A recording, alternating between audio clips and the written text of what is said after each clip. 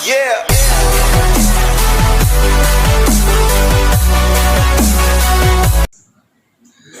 Hello student.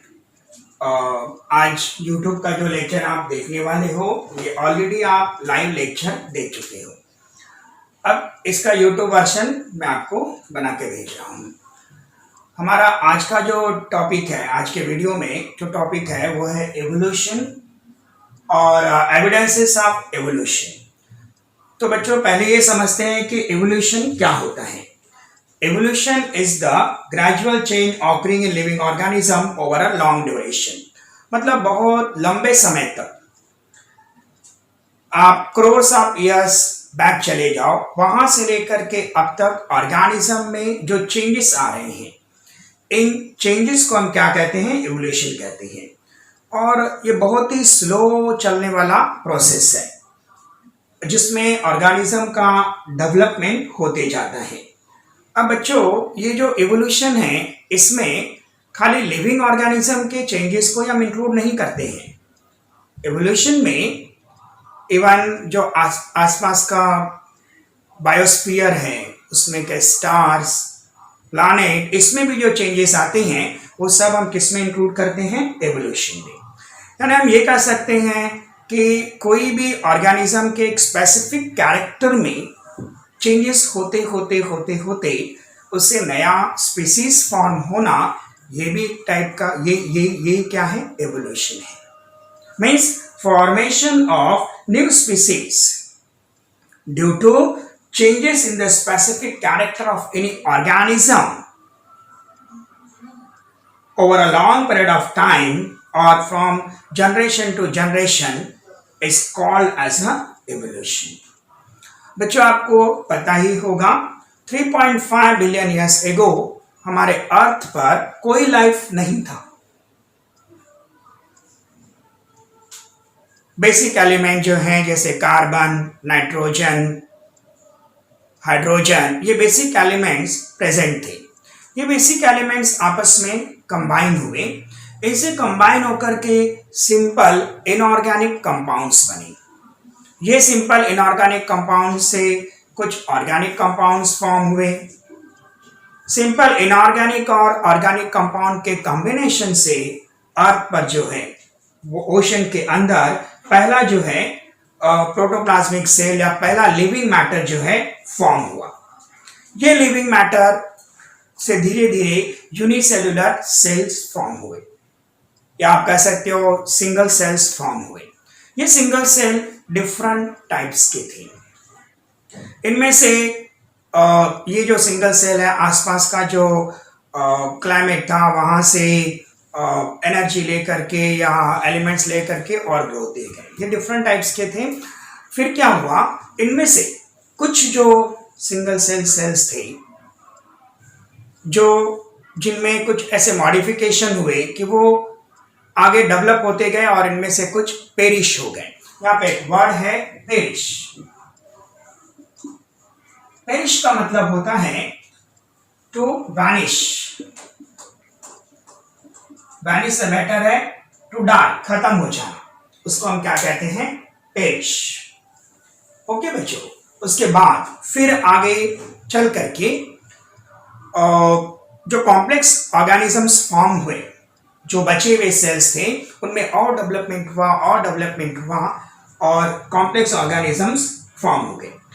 अभी present में crores of animal और प्लांट स्पीसीज हमारे अर्थ पर प्रेजेंट है। यूनिसेल्युलर पैरामोशियम से लेकर के एनिमल वर्ल्ड में देखो तो जायंट व्हेल, और प्लांट वर्ल्ड में देखो, अभी मैं आपको पैरामोशियम मैंने कहा, मैं आपको दिखा देता हूं कि पैरामोशियम जो है कैसा दिखता है।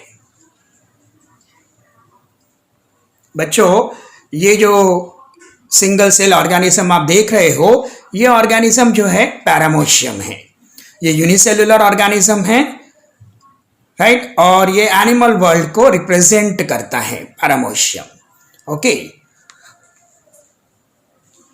अगर हम प्लांट वर्ल्ड की तरफ जाएं तो प्लांट वर्ल्ड में यूग्लिना,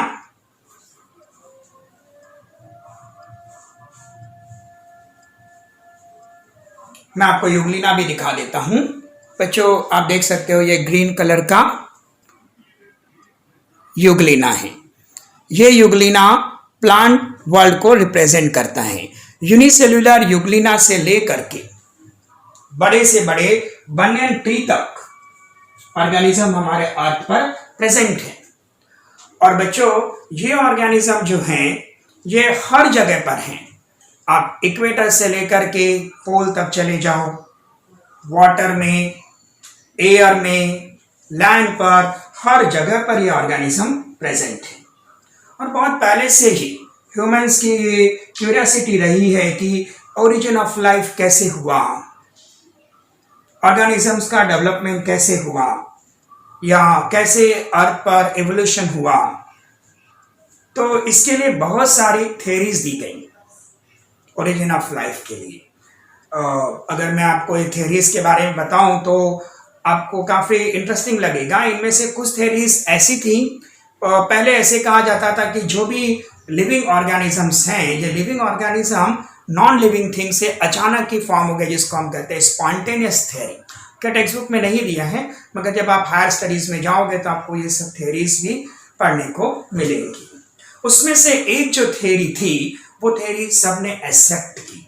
वो थ्योरी थी gradual development of living organism. इस थ्योरी को एक्सेप्ट किया गया और फिर इसे थ्योरी ऑफ एवोल्यूशन कहा गया। अब थ्योरी ऑफ एवोल्यूशन क्या कहता है? अकॉर्डिंग, इस थ्योरी के अकॉर्डिंग जो पहला लिविंग मटेरियल था, ये पहला लिविंग मटेरियल जो है ओशन में फॉर्म हुआ, जिसको हमने प्रोटोप्लाज्म कहा। फिर ये जो प्रोटोप्लाज्म है, इससे सिंगल सेल ऑर्गेनिज्म बना। सिंगल सेल ऑर्गेनिज्म डेवलप होते होते इसमें और डेवलपमेंट हुआ, क्लाइमेट चेंज हुआ, तो इससे जो है मल्टी सेलुलर ऑर्गेनिजम्स बने। मल्टी सेलुलर ऑर्गेनिजम्स में नर्वस कोऑर्डिनेशन आकर के और डेवलपमेंट हो करके आज के जो ऑर्गेनिजम्स आप देख रहे हो जो अर्थ पर प्रेजेंट है, ये बने। बच्चों आपको मालूम है ये सब प्रोसेस होने में कितना साल लगा होगा? अप्रॉक्सीमेटली 300 करोड़ ईयर्स लग गए। और अभी भी ये जो चेंजेस हुए, ये चेंजेस ऑल राउंड और मल्टी डायमेंशनल थे। ऑर्गेनाइजेशनल चेंजेस हुआ, फंक्शनल चेंजेस हुआ, और ये सब चेंजेस हो करके आज का एग्जिस्टिंग ऑर्गेनिज्म फॉर्म हुआ। मैं आपको एक छोटी सी बात बताता हूँ, जो कि एक ऐसा बोला गया है कि ऐसा हुआ होगा कि देखो, पहले सिंगल सेल ऑर्गेनिज्म वाटर में फॉर्म हुआ। वाटर में फॉर्म होने के बाद इसमें डेवलपमेंट होता गया, और मान लो कि वाटर के अंदर पहले एक्वाटिक एनिमल्स फॉर्म हुए, फिश जैसे एनिमल्स फॉर्म हुए। बच्चों जब हाई टाइड आता था, तो हाई टाइड आते वक्त ये एनिमल्स हाई टाइड के साथ में पानी के साथ बाहर आ जाते थे। ये वापस जाने की कोशिश करते थे, इसमें से कुछ वापस आ जाते थे। जो वापस नहीं आ पाते थे, वो एनिमल जो बाहर रह जाते थे, वो कोशिश करते थे कि एटमॉस्फेरिक एयर, हवा का जो एयर है, वो एयर सक किया जाए। इस सक करने के प्रोसेस में उनके जो गिल्स थे वो धीरे धीरे लंग्स में डेवलप होने लगे। तो बच्चों किसका डेवलपमेंट हुआ? एम्फीबियंस का। ये जो एम्फीबियंस थे ये वाटर में भी रहते थे और लैंड पर भी रहते थे। धीरे धीरे ऐसा हो गया कि और क्लाइमेटिक चेंजेस में ये जो एम्फीबियंस थे ये लैंड को छोड़ करके, वाटर को छोड़ करके पूरे लैंड में ही चले गए, और फिर इनसे रेप्टाइल्स और डायनासोर्स के जैसे एनिमल्स डेवलप हुए। इनमें से कुछ एनिमल्स जो ट्रीज पर चले गए, ट्रीज पे जाने के बाद वहां से ये जंप करते थे अपने आप को बचाने के लिए, या डेवलपमेंट के प्रोसेस में जंप करते वक्त उनके जो फोर लिम्स थे, फोर लिम्स और हाइंड लिम्स, फोर लिम्स आगे वाली लिम्स, ये लिम्स का धीरे धीरे डेवलपमेंट विंग्स में हो गया, और उससे क्या डेवलप हुए होंगे? बर्ड्स डेवलप हुए। तो इस वजह से लाइफ अर्थ पर चल पड़ा। यूग्लिना जो है डेवलप हुआ, वो वहाँ पर ग्रेजिंग एनिमल्स कम्स थे, तो यूग्लिना में डेवलपमेंट होकर के पूरे प्लांट वर्ल्ड में डेवलपमेंट होता गया। बहुत सारे trees, variety of trees develop हो गए। तो इस वजह से हमारे अर्थ पर लाइफ एग्जिस्ट हुआ। ओके, अब हम ये देखेंगे कि लाइफ तो अर्थ पर एग्जिस्ट हो गया, एवोल्यूशन हमने देख लिया, ये पूरा प्रोसेस ही क्या है, एवोल्यूशन है। यानी हम क्या कह सकते हैं, progressive development of plants and animals from their ancestor, from the ancestors or from their ancestor having a different structural and functional organization is called evolution। मतलब जो प्रोग्रेसिव डेवलपमेंट है प्लांट और एनिमल का उनके एंसेस्टर से, जिनका structure और functional organisation अलग था, उनका डेवलपमेंट होकर के नए टाइप के ऑर्गेनिज्म बनने को आप क्या कहते हो, एवोल्यूशन कहते हो। एवोल्यूशन देखने के बाद हम एविडेंसेस ऑफ एवोल्यूशन देखने वाले हैं। एविडेंसेस का मतलब होता है सबूत, यानी हम कहते हैं एवोल्यूशन हुआ, तो क्या प्रूफ है कि एवोल्यूशन हुआ, ये एविडेंसेस हम देखने वाले हैं।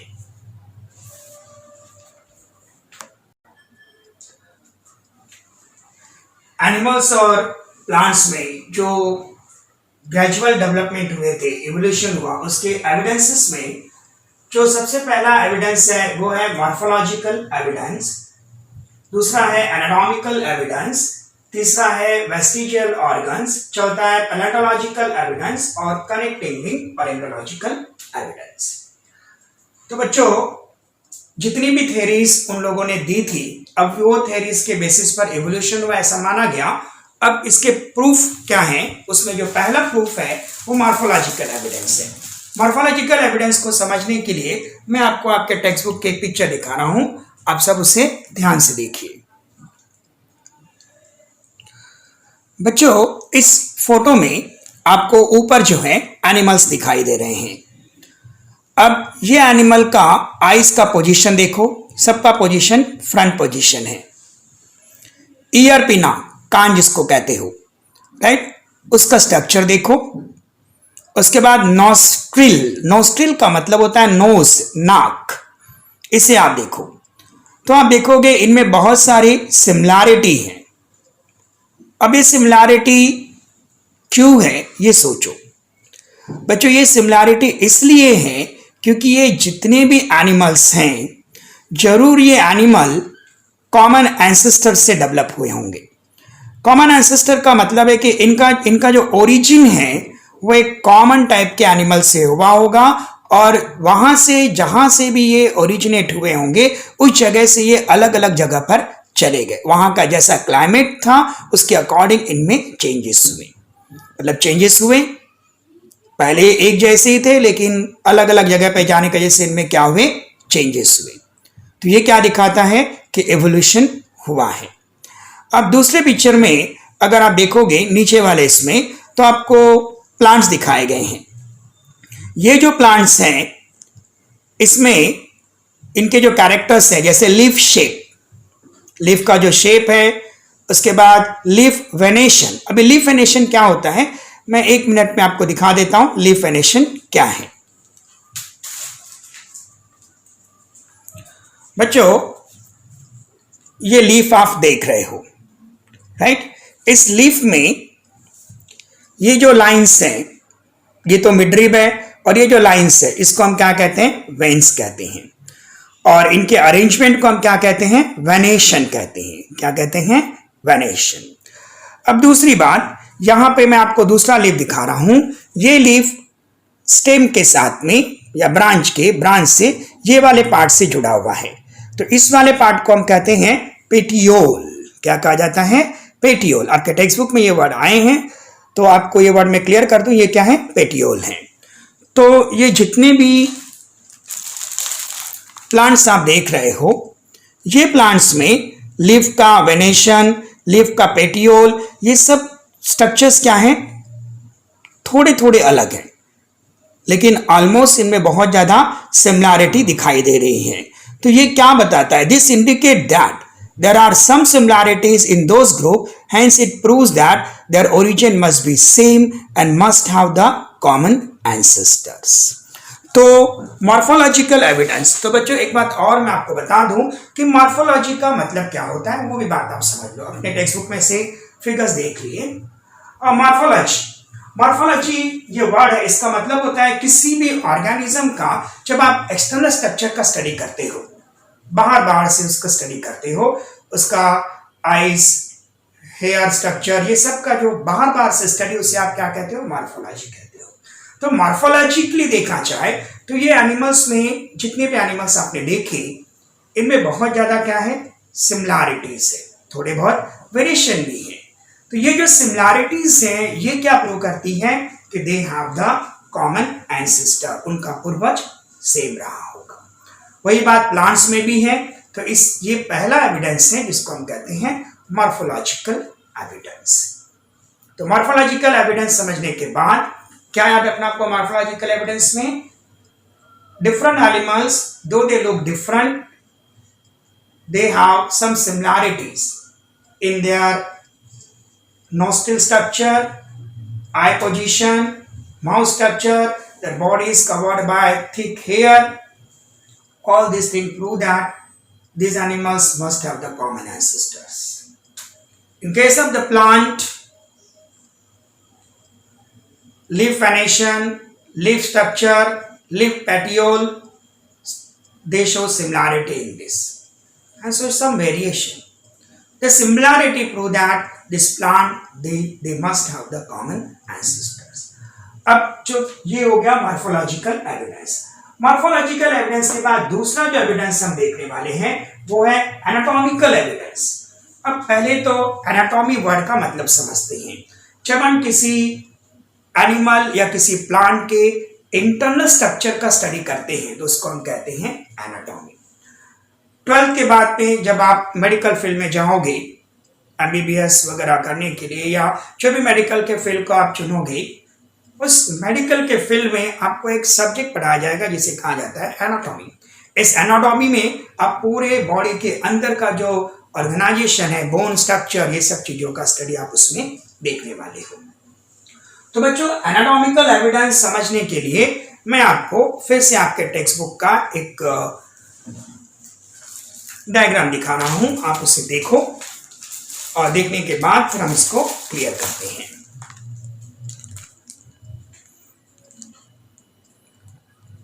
तो बच्चों, यहां पर एक ह्यूमन हैंड दिखाया गया है, ये ह्यूमन हैंड। उसके बाद कैट्स का 4 लेग दिखाया गया है और पटेजियम ऑफ बैट दिखाया गया है और फ्लिपर ऑफ वेल दिखाया गया है। Human hand. अब ह्यूमन हैंड जो है, इसमें आप देखो ये फर्स्ट एक बोन, सेकेंड बोन और उसके बाद यहाँ पे क्या है? छोटे बोन्स हैं। कैट का जो 4 लेग है वहां भी सेम टाइप का बोन, दूसरा बोन और उसके बाद छोटे छोटे बोन्स हैं। पेटाजियम ऑफ बैट। पेटाजियम का मतलब होता है बैट जो है इसको विंग्स नहीं होते हैं, एक्चुअली विंग जैसा स्ट्रक्चर होता है जो कि स्किन से कनेक्टेड रहता है, वेब लाइक स्ट्रक्चर। इसको हम कहते हैं पेटाजियम। मतलब बैट के जो विंग्स है उसे क्या कहा जाता है? पेटाजियम कहा जाता है। Flipper of well. वेल जो है इसको फिन्स होते हैं, ये फिन्स को हम क्या कहते हैं? Flipper of well. अब एनाटॉमिकल एविडेंस, इसका एग्जैक्ट मतलब क्या है? तो आप ये स्ट्रक्चर्स को ध्यान से देखो। सब में फर्स्ट बोन, सेकेंड बोन, फिर छोटे bone, first bone, second bone, छोटे bone, first bone, second bone, फिर छोटे बोन्स, इसमें भी सेम स्ट्रक्चर। मतलब अगर हम एनाटॉमिकली देखें, इंटरनल स्ट्रक्चर वाइज देखें, तो सबका स्ट्रक्चर क्या है? सेम है, मगर सबके फंक्शंस क्या है? अलग है। ह्यूमन हैंड स्किल वर्क करने के लिए काम में आता है। कैट्स का 4 लेग वॉकिंग के लिए काम में आता है। पेटाजियम ऑफ बैट उड़ने के लिए काम में आता है। फ्लिपर ऑफ वेल स्विमिंग के लिए काम में आता है। अब ऐसा क्यों हुआ होगा, या ये हम क्यों देख रहे हैं? देखो, ये जितने भी एनिमल्स हैं, ये सारे एनिमल का एंसेस्टर जरूर सेम रहा होगा और ये एनिमल एक प्लेस से ओरिजिनेट होकर के अलग अलग जगह पे चले गए हैं और अलग अलग जगह पे जाने के बाद उस जगह पर ये जो एनिमल्स हैं जिस टाइप के क्लाइमेट में गए होंगे, उस टाइप के क्लाइमेट में जाने के बाद वहां पर उनको जो सुटेबल लगा होगा, जो क्लाइमेट सुटेबल हुआ होगा, उस क्लाइमेट पे जाने के बाद उन्होंने अपने स्ट्रक्चर से वो काम करवाना शुरू कर दिया। ह्यूमन हैंड ने स्किल वर्क चालू किया तो उसका हैंड जो है लिखने, पढ़ने, बोलने, बाकी काम करने के लिए डेवलप हो गए। कैट ने अपने लेग का जो यूज है खाली चलने के लिए किया तो वो उस वे से डेवलप हो गए। फिर बैट ने इसका उड़ने के लिए यूज किया तो वो उस वे से डेवलप हुआ। और जो वेल है, फ्लिपर्स वेल ये वाटर में चली गई तो वहां पर उसने स्ट्रक्चर का यूज स्विमिंग के लिए किया तो उस वे से डेवलप हुआ। लेकिन सबका एनाटॉमी सेम है, बेसिक जो बोन का स्ट्रक्चर है सबका सेम है। अब बेसिक बोन का स्ट्रक्चर सेम है, ये क्या बताता है? They must have the common ancestor, दो they have these structures are differently function in different organism but they have the same anatomy। ये है anatomical evidence। अब के लिए मैं एक बार इसे रीड भी कर देता हूं टेक्स्ट बुक से।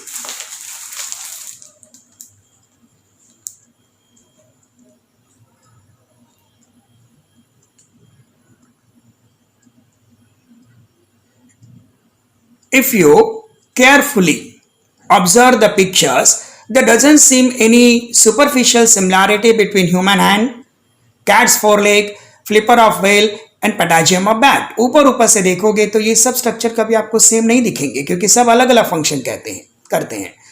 Similarly use of each of the structure is different in respective animal. हर एनिमल में ये स्ट्रक्चर का यूज क्या है? डिफरेंट है। However there is similarity in structure of bone and bony joint, structure of bone and bony joint in organ of each of those animals. This similarity indicate that those animals may have common ancestor। ये similarity क्या बताती है? कि ये animals में क्या है? common ancestors रहे होंगे, तभी ये animals में इस टाइप का similarity है।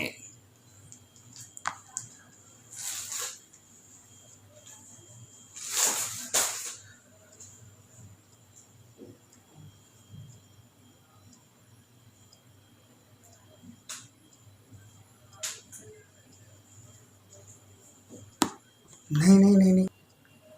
आफ्टर एनाटॉमिकल एविडेंसेस, नेक्स्ट जो एविडेंस है वो है वेस्टिजियल ऑर्गन्स। अभी वेस्टिजियल ऑर्गन का मतलब क्या होता है? डिजेनरेटेड और under developed useless organs of organism is called vestigial organs. मतलब जब इवोल्यूशन हुआ तो क्लाइमेटिक चेंजेस हुए, इस चेंजेस के अकॉर्डिंग कुछ ऐसे ऑर्गन्स थे जो पहले उस एनिमल को बहुत यूजफुल थे, लेकिन आगे चल करके चेंजिंग क्लाइमेट में ये ऑर्गन उसके लिए यूजफुल नहीं थे। तो धीरे धीरे ये ऑर्गन डीजनरेट होने लगे, खत्म होने लगे। अब ऐसा तो पॉसिबल नहीं है कि क्लाइमेट चेंज होता है तो अचानक नया टिश्यू बन जाए या नया ऑर्गन फॉर्म होना पॉसिबल नहीं है। इसके बजाय क्या होता है, जो एग्जिस्टिंग ऑर्गन है ना, इस ऑर्गन में चेंजेस आते जाते हैं। अब ये चेंजेस कभी कभी क्या होता है, कुछ ऑर्गन जो हैं ये चेंजिंग क्लाइमेटिक कंडीशन में उस एनिमल के लिए हार्मफुल भी हो जाते हैं, इसीलिए उनका डीजनरेट होना जरूरी है। और ये चेंजेस ग्रेजुअली स्लो प्रोसेस में होते जाता है। अब इसका बहुत सारे एग्जाम्पल हमारे पास प्रेजेंट है। जैसे आपको मालूम है कि पहले ह्यूमन बीइंग जब ट्रीज पे रहता था, जब वो बहुत ज्यादा मंकी से मैच होता था, उस वक्त उसके पास टेल हुआ करती थी और ये टेल उसको एक ब्रांच से दूसरे ब्रांच पे जो जंप करता था तो उस वक्त बैलेंस के लिए काम में आती थी। लेकिन जब कंडीशन चेंज हुई, वो ट्रीज पर से उतर के नीचे आ गया, नीचे आने के बाद अब उसको उस टेल का यूज नहीं था, तो धीरे धीरे टेल क्या हो गई, डीजनरेट हो गई। डीजनरेट होने के बावजूद भी इस टेल का एक छोटा सा पार्ट जो है वो अभी भी उसमें बचा हुआ है, जिसको हम कहते हैं टेल बोन या कोकेक्स। मैं आपको यहाँ पे दिखा देता हूं कि टेल बोन या कोकेक्स एग्जैक्टली क्या है। तो बच्चों, ये हमारे वर्टेब्रल कॉलम का लास्ट पार्ट है। लास्ट पार्ट में यहाँ पे एक छोटा सा बोन देख सकते हो, ये बोन को हम कहते हैं कोकेक्स या टेल बोन। ये टेल बोन उस समय बहुत फंक्शनल था जब ह्यूमन ट्रीज पे रहा, जब उसको टेल थी और ट्रीज पे रहा करता था। लेकिन धीरे धीरे ये टेल के जाने के बावजूद भी अभी भी उसका बचा हुआ पार्ट, रेमनेंट पार्ट, बचा हुआ पार्ट अभी भी यहाँ पर है। इसके बाद आपने बहुत बार एक ऑर्गन के बारे में सुना होगा जिसको अपेंडिक्स बोलते हैं, कि आपने सुना कि उसका अपेंडिक्स जो है बढ़ गया था, पेट में बहुत दर्द हो रहा था और अपेंडिक्स का ऑपरेशन करना पड़ा।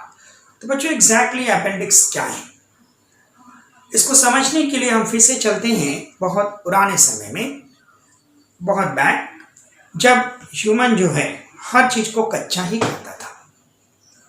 आपको मालूम है कि जो रॉ फूड है इसको डाइजेस्ट होने में टाइम लगता है, इसके लिए इंटेस्टाइन का साइज भी बहुत बड़ा होना चाहिए। तो उस समय ह्यूमन के इंटेस्टाइन का साइज बहुत बड़ा हुआ करता था। लेकिन जैसे जैसे टाइम आगे बढ़ा, ह्यूमन ने फूड को जो है कुक करके खाना शुरू किया। जब ह्यूमन ने फूड को कुक करना शुरू किया तो पहले से ही कुकिंग के समय ये फूड तो 50% डाइजेस्ट हो ही गया रहता है। तो ऐसे समय में उसे इतने बड़े इंटेस्टाइन की जरूरत नहीं पड़ी। तो जनरेशन टू जनरेशन ये जो इंटेस्टाइन के पार्ट का यूज नहीं करने की वजह से धीरे धीरे क्या हुआ, ये जो इंटेस्टाइन है ये यूजलेस फॉर्म में चला गया और गायब होता गया। गायब होने के बाद इस इंटेस्टाइन का एक छोटा सा पार्ट जो है वो अभी भी बचा हुआ है और इसी को हम क्या कहते हैं, अपेंडिक्स कहते हैं। किसी रीजन से, किसी टाइप के फूड स्टफ के खाने की वजह से कभी कभी प्रोटीन के क्रिस्टल्स इस पार्ट में जाके जमा हो जाते हैं और फिर इसका साइज बढ़ जाता है, स्टमक के वॉल को टच करता है तो बहुत तेज पेन होता है। यानी हमारे लिए ये क्या हो गया, एक टाइप का हार्मफुल स्ट्रक्चर हो गया। तो मैं दिखा देता हूं आपको अपेंडिक्स एग्जैक्टली कहां पर है। तो यहां पे आप देख सकते हो ये हमारा लार्ज इंटेस्टाइन है, उसके बाद स्मॉल इंटेस्टाइन और नीचे यहाँ पर अपेंडिक्स दिखाया गया है जो कि हमारा वेस्टिजियल ऑर्गन है। ठीक है, आपके टेक्स्ट बुक में भी बहुत बेटर वे से दिखा, मैं टेक्स्ट बुक भी दिखा देता हूँ।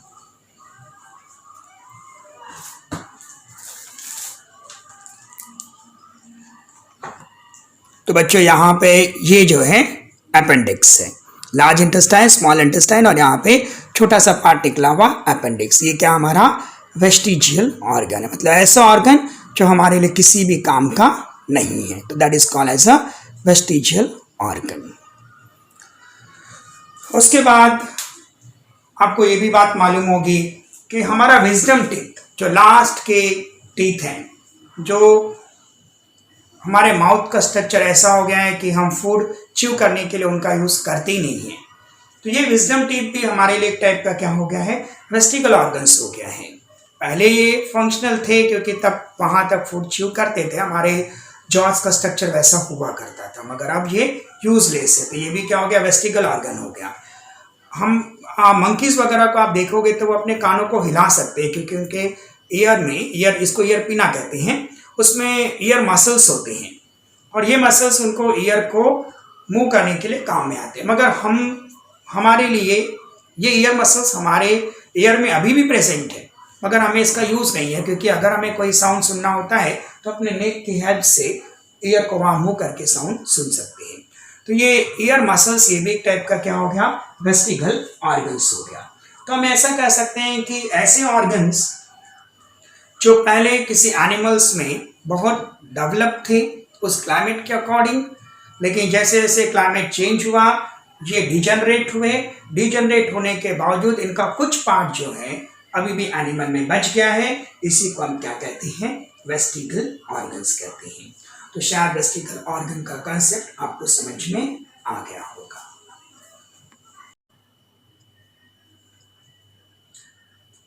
Next, palaeontological evidences. अभी बच्चों आपके माइंड में ये क्वेश्चन आता होगा कि 1000 ईयर्स पहले कौन से एनिमल्स प्रेजेंट होंगे, क्योंकि अभी तो वो एनिमल प्रेजेंट नहीं है।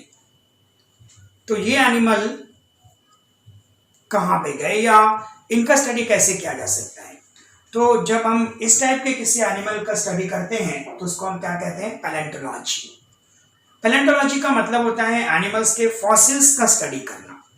अब फॉसिल्स क्या होते हैं, 1000 ईयर्स पहले या उससे पहले जो भी एनिमल अर्थ पर प्रेजेंट थे, अर्थक्वेक, वोल्केनिक इरप्शन या जो भी नेचुरल कैलामिटी है, इस नेचुरल कैलामिटी की वजह से ये एनिमल जमीन के अंदर दब गए। दबने के बाद ये जो एनिमल्स थे इनका डिकम्पोजिशन नहीं हुआ, या अगर डिकम्पोजिशन हो भी गया तो जो रॉक के नीचे दबे थे, जिस रॉक के कांटेक्ट में है वहां पर इनका प्रिंट बन गया, और ये जो प्रिंट है इसी को हम क्या कहते हैं, फॉसिल्स कहते हैं। और ये फॉसिल्स का स्टडी आप साइंस के जिस ब्रांच में करते हो उसको आप क्या कहते हो, पैलेंटोलॉजी कहते हैं।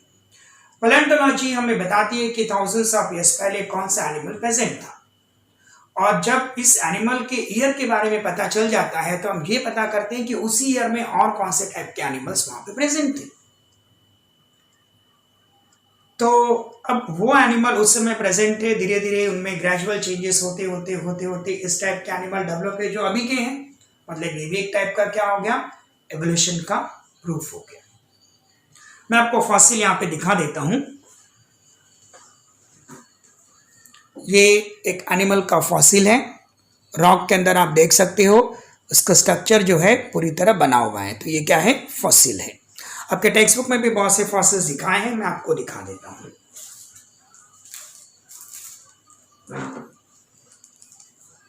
तो यहां पर आप फॉसिल्स देख सकते हो और पैलेंटोलॉजिकल एविडेंस देख सकते हो। ओके, अब यहां पे आप देख रहे हो एक फिश का फॉसिल दिखाया है और सम फॉसिल्स आपको दिखाए गए हैं। अब बच्चों, किसी भी एनिमल का, कोई एनिमल अगर कोई फॉसिल आपको मिलता है तो आप ये कैसे पता करते हो कि वो फॉसिल जो है कितना पुराना है। इसके लिए एक मेथड यूज की जाती है, उस मेथड का नाम है carbon dating.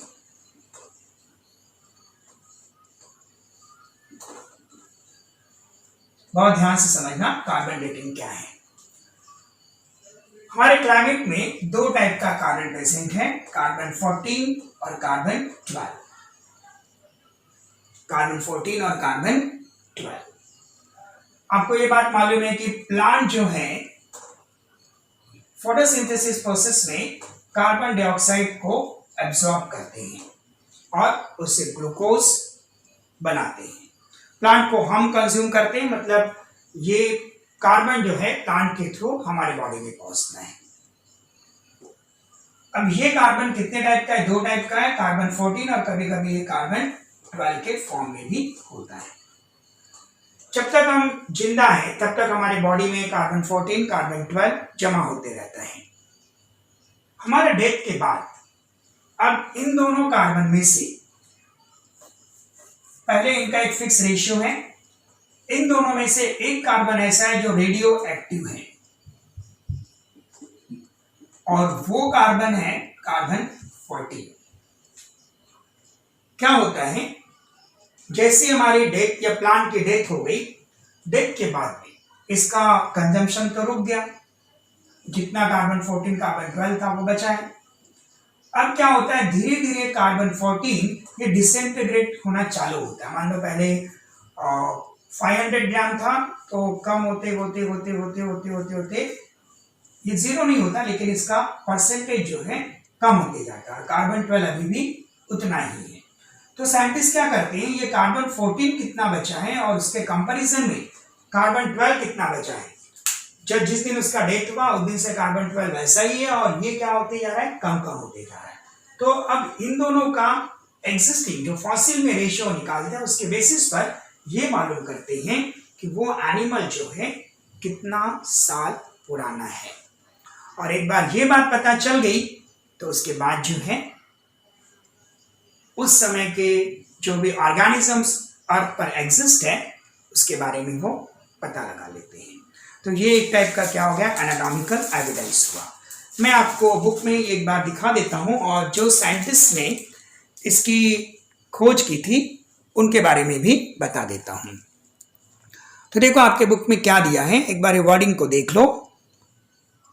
Carbon consumption of animals and plant stops after death since only the decaying process of carbon 14 occur continuously, क्योंकि carbon 14 radioactive है. In case of dead bodies of plant and animal, instead of remaining constant, the ratio between the carbon 14 and carbon 12 changes continuously as carbon 12 is non radio active, तो वो वैसे ही रहेगा और carbon 14 decompose होते जाएगा. The time pass since the death of plant or animal can be calculated by measuring the radioactivity of carbon 14 and ratio of carbon 14 to carbon 12 present in their body. This is called carbon dating. ये बहुत ही important question है, exam में आ सकता है. What is carbon dating? It is use in palaeontology and anthropology. बच्चों यहाँ पे एक वर्ड आया है एंथ्रोपोलॉजी. एंथ्रोपोलॉजी का मतलब होता है स्टडी ऑफ ह्यूमन नेचर. इंसानों की स्टडी को आप क्या कहते हो? एंथ्रोपोलॉजी कहते हो.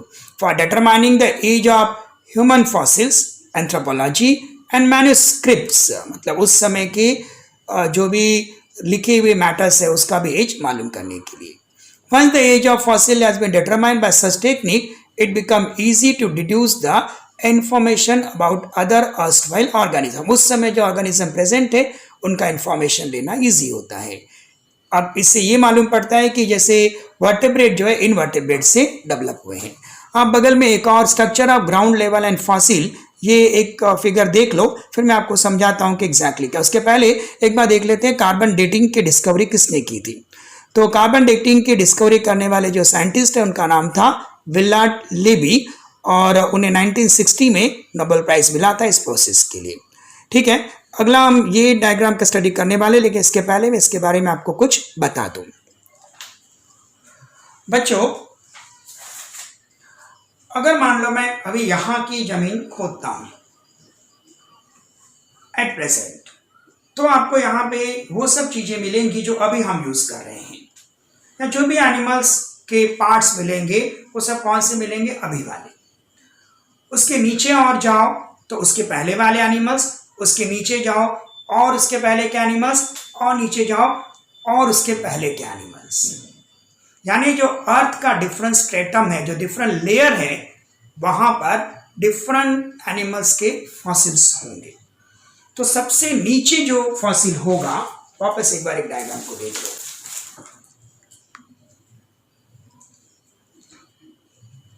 इस डायग्राम में अर्थ के लेयर्स दिखाए गए हैं. सबसे नीचे क्या दिखाया गया है? इनवर्टेब्रेट दिखाए गए, ऐसे एनिमल्स जो अंडर डेवलप्ड है, प्रीमिटिव है, यानी अंडर डेवलप्ड. उसके बाद पाइसेस, एम्फीबिया, रेप्टाइल्स, और उसके ऊपर फिर देखो अभी के जो एनिमल्स ये दिखाई दे रहे हैं. और वहां पे टाइम दिया है Cenozoic era, Mesozoic era, Paleozoic era. ये डिफरेंट एरास हैं, डिफरेंट आप बोल सकते हो ईयर्स हैं. समझे? तो ये भी एक टाइप का क्या है? प्रूफ है कि एवोल्यूशन हुआ है. सब एनिमल्स अचानक नहीं आए, उनमें ग्रेजुअल चेंजेस होते गए, और एक ग्रेजुअल चेंजेस की वजह से इनमें डेवलपमेंट आता गया है. तो ये क्या है? पैलेंटोलॉजिकल एविडेंस है. पैलेंटोलॉजिकल एविडेंस फॉसिल्स का स्टडी है जो बताता है कि ऑर्गेनिज्म में धीरे धीरे डेवलपमेंट होते होते अभी के ऑर्गेनिजम्स फॉर्म हुए हैं. जो अगला जो है वो कनेक्टिंग लिंक. बच्चों, कुछ ऐसे एनिमल्स होते हैं जो मॉर्फोलॉजिकली दो अलग अलग ग्रुप के कैरेक्टरिस्टिक दिखाते हैं, क्योंकि एवोल्यूशन प्रोसेस में एक टाइप के एनिमल्स से दूसरे टाइप के एनिमल्स डेवलप हुए हैं. तो इनमें इनके अंदर कुछ ऐसे ऑर्गेनिजम्स अभी भी हमारे यहाँ मौजूद हैं जो जिनमें दो ग्रुप के कैरेक्टर्स प्रेजेंट है. जैसे मैं आपको यहाँ पर एक फोटो दिखा रहा हूँ. यहाँ पे आप देख लीजिए, डक बिल प्लैटिपस. अब बच्चों, ये जो डक बिल प्लैटिपस है, इसे कनेक्टिंग लिंक क्यों कहा जा रहा है? क्योंकि इसमें रेप्टाइल के कैरेक्टर्स हैं. अब ये रेप्टाइल की तरह अंडे देता है, इट लेज द एग. दूसरी बात है, ये जो डकबिल प्लैटिपस है इसका बॉडी हेयर से कवर है और ये अपने बच्चों को दूध पिलाता है, मतलब इसमें मैमरी ग्लैंड प्रेजेंट है. तो बच्चों, ये जो डकबिल प्लैटिपस है ये कनेक्टिंग लिंक है किसके बीच में? रेप्टाइल और मैमल्स के बीच में. मतलब इसमें रेप्टाइल का भी कैरेक्टर है और मैमल्स का भी कैरेक्टर है. दूसरा जो एनिमल मैं आपको दिखा रहा हूँ ये है लंग फिश. अब जो लंग फिश है इसका नाम ही क्या है? Lung fish. अब फिश है, इसका मतलब ये जो है रेस्पिरेशन किसके थ्रू करना चाहिए? गिल्स के थ्रू, मगर ये लंग के थ्रू करती है. राइट। अब लंग्स होना ये किसका क्वालिटी है? एम्फीबियंस का, यानी ये कनेक्टिंग लिंक है किसके बीच में? फिश और एम्फीबियंस के बीच में। अगला जो एनिमल आप देख रहे हो वो है पेरिपेटस। ये जो पेरिपेटस है बहुत ही इंटरेस्टिंग एनिमल है। ये दो ग्रुप के प्रॉपर्टीज दिखाता है। इसमें से एक ग्रुप है एनालिडा। अब एनालिडा आपने 9th स्टैंडर्ड में एनिमल क्लासिफिकेशन देखा था। अर्थवर्म जिस ग्रुप में आता है उसको एनालिडा बोलते हैं। इस ग्रुप के एनिमल्स का बॉडी सेगमेंटेड होता है। इसका बॉडी देखो सेगमेंटेड है, बहुत सारे सेगमेंट से बना हुआ है। इसके बॉडी पर थिन क्यूटिकल है और पैरापोडिया, ये जो पैर आपको दिख रहे हैं ना, इसको बोलते हैं पैरापोडिया। इसमें पैरापोडिया लाइक स्ट्रक्चर है। ये सब किसका क्वालिटी है? एनालिडा का क्वालिटी है। दूसरी बात है, इसमें ये जो रेस्पिरेशन करता है ये ट्रैकिया के थ्रू करता है। ट्रैकिया छोटे पाइप्स होते हैं कॉकरोच में, इस पाइप के थ्रू वो एयर इनहेल करता है, उसको बोलते हैं ट्रैकिया। और इसका जो ब्लड सर्कुलेशन है वो ओपन सर्कुलेटरी सिस्टम है। अब ये जो ओपन सर्कुलेटरी सिस्टम है ये कैरेक्टरिस्टिक्स होता है बच्चों आर्थ्रोपोडा का। किसका? आर्थ्रोपोडा। यानी जो पेरिपेटस आपने देखा इसमें एनालिडा का भी कैरेक्टर है और आर्थ्रोपोडा का भी कैरेक्टर है। एनालिडा के कौन से कैरेक्टर है? Segmented body, thin cuticle, parapodia like structure. Arthropoda का कौन सा कैरेक्टर है? Tracheal respiration, open circulatory system. अब समझते हैं ओपन सर्कुलेटरी सिस्टम क्या होता है। हमारे बॉडी में हमारा ब्लड वेसल्स में से जाता है, लेकिन कॉकरोच के बॉडी में ब्लड वेसल्स नहीं होते हैं। कॉकरोच के बॉडी में पूरा ब्लड जो है बॉडी में होता है। कभी अगर आपने कॉकरोच को चप्पल से मारा होगा तो आपने देखा होगा उसमें से व्हाइट कलर का ब्लड निकलता है, उसके ब्लड में हीमोग्लोबिन भी नहीं होता है। तो ऐसे सिस्टम को हम कहते हैं ओपन सर्कुलेटरी सिस्टम। ये किसका कैरेक्टर है? आर्थ्रोपोडा का। लेकिन हमारे पेरिपेटस में एनालिडा का भी कैरेक्टर है, आर्थ्रोपोडा का भी कैरेक्टर है। मतलब ये एनालिडा और आर्थ्रोपोडा दोनों के बीच का क्या है? कनेक्टिंग लिंक है, जिसे हम कहते हैं कनेक्टिंग लिंक। एक बार टेक्स्ट बुक से ये कनेक्टिंग लिंक को हम अच्छे से पढ़ लेते हैं तो आपको एकदम क्लियर हो जाएगा कि एग्जैक्टली इसमें क्या दिया हुआ है। Some plant and animal show some morphological character by which they can be related to two different groups. Hence, they are called connecting link. Example, in Peripatus, character like segmented body, thin cuticle and parapodia-like organs are present. Similarly, these animals show tracheal respiration and open circulatory system similar to arthropod. This indicates that Peripatus is a connecting link between Annelida and Arthropoda. Similarly, duck-billed platypus lays egg like a reptile, but show the relationship with mammal due to presence of mammary gland and hairs.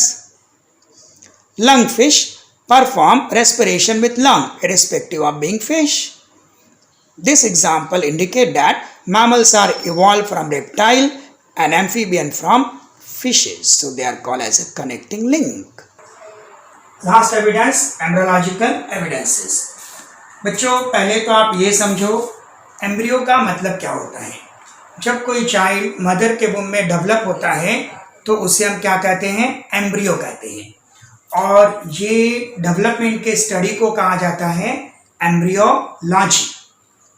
Okay, तो अब यहाँ पर मैं आपको एक photo दिखा रहा हूं, आपके टेक्स्ट बुक का ही है, देखिए आप लोग। अब इसमें ऊपर जो दिखाया गया है ये सारे एम्ब्रियोज हैं। अब ये किसके किसके एम्ब्रियोज है ध्यान से देख लो। ये फिश का एम्ब्रियो है, ये सैलामेंडर का एम्ब्रियो। सैलामेंडर ये गिरगिट की तरह दिखने वाला एनिमल होता है, शैमेलॉन की तरह। ये टॉर्टोइस का एम्ब्रियो है, ये चिकन का एम्ब्रियो है, ये पिग का एम्ब्रियो है, काऊ का एम्ब्रियो है, रैबिट का और मैन का। अगर आप ऊपर ध्यान से देखोगे तो ये सारे के सारे एम्ब्रियो जो हैं एक जैसे ही हैं। इसका मतलब क्या है?